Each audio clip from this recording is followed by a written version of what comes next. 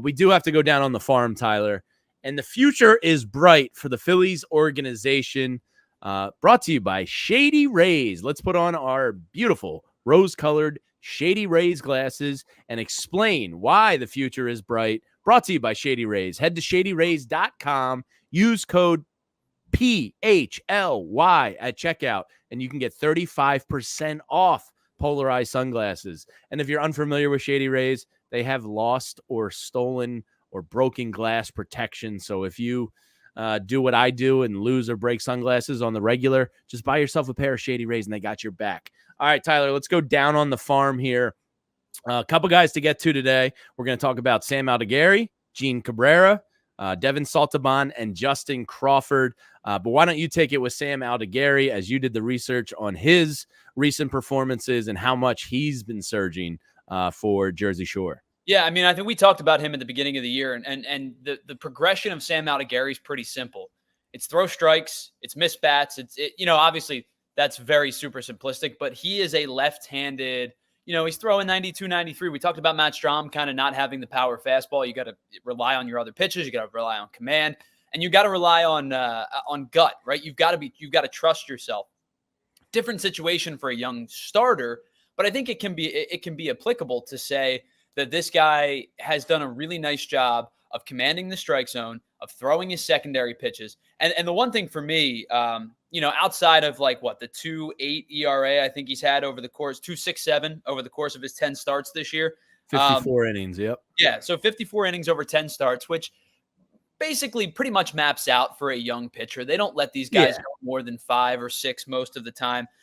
He's been really, really good against left-handed hitters, that same side action. 127 batting average, 25 strikeouts over 19 accumulated outs, or 19 accumulated innings worth of outs. So that's 57 outs, and he struck out 25 of those hitters.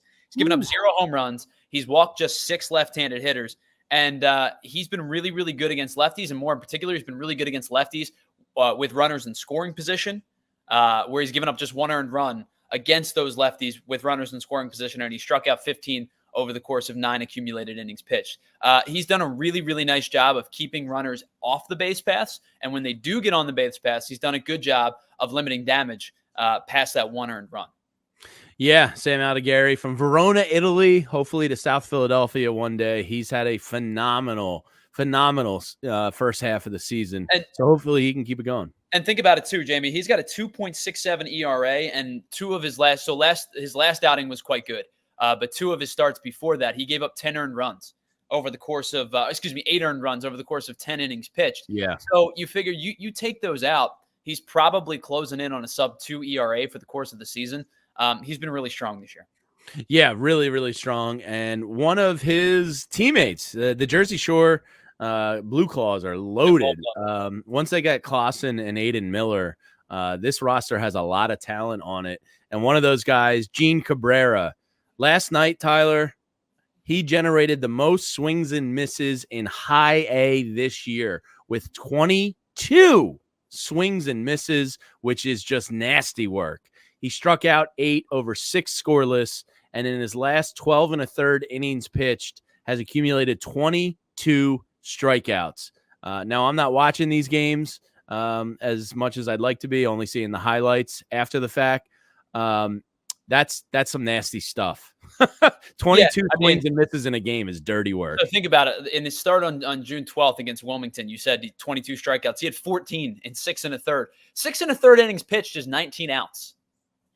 That's little league stuff. He got 14 Ks of the 19 outs he surrendered. Now, he did give up a couple of runs, 4 runs, 3 earned. But the stuff is super encouraging. The swing and miss stuff is super encouraging. 22 is filthy. Yeah, it's ridiculous. That is nasty stuff. So Gene Cabrera, another guy to keep an eye on there. Now, last night, the Phillies' number 6 prospect overall, Devin Saltaban, he went 4 for 5 with a home run and 2 RBIs. He's another guy having a pretty nice year. I feel like this is getting repetitive as if you're not talking Griff McGarry and Mick Abel, pretty much all the prospects are having really good starts to the year, which I don't think is fool's gold, but Devin Saltabon again showing a little bit of power last night. Nice 4 for 5 evening. Another nice start to the year. Yeah, I mean, the average is a little bit low for him this year. He's hitting just 217. The OBP is at 311, but a particularly strong outing for him. Like you said, what did he end up with? 4 hits and 5 at bats. I think he drove in two RBIs. I think he drove in 2. A particularly strong evening for him. And a guy who I think that they tend to really like. We talked about him, in our offseason preparation.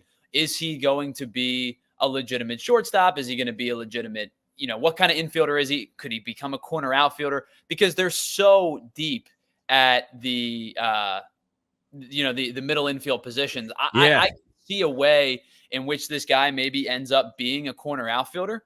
But it's a good problem to have. I mean, like we said, the average is a little bit low, but he's stolen 10 bags. He's driven in 31, 7 home runs on the season. At least an encouraging evening for Devin Saltabon.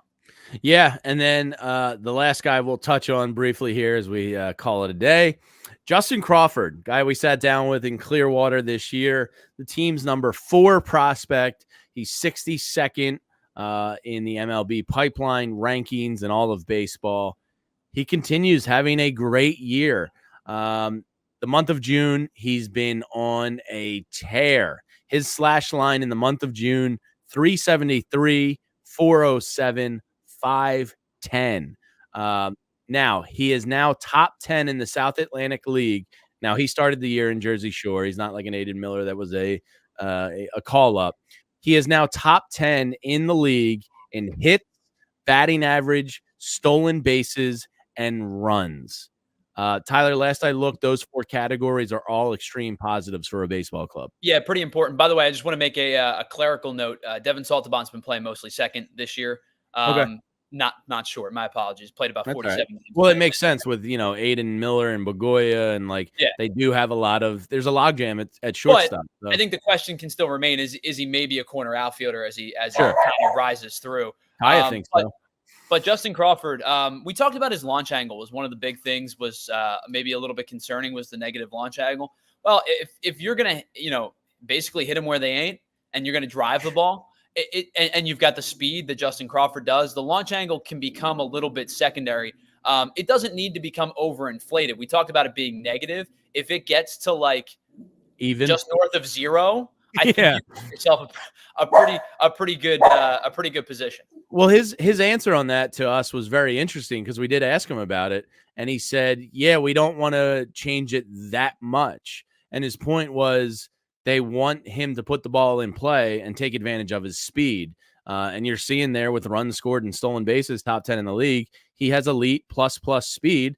So Justin Crawford is a guy that isn't going to be launching the ball at 23-degree launch angles and trying to hit bombs. He's a guy they want to keep, in his element, in his routine, just swinging through the plane of the strike zone and putting the ball into play and try to take advantage of some of that speed.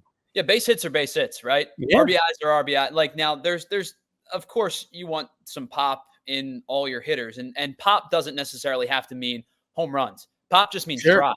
Pop just means high exit velo. Pop means barrel rates. It means hard hit percentages. A double for him could be a triple. Those type of things are important. A single could be a double could be a triple, right? So to me, good quality swings are so superior to launch angle when you've got a guy, especially I think in general, to me, I think that a good quality swing means more than anything.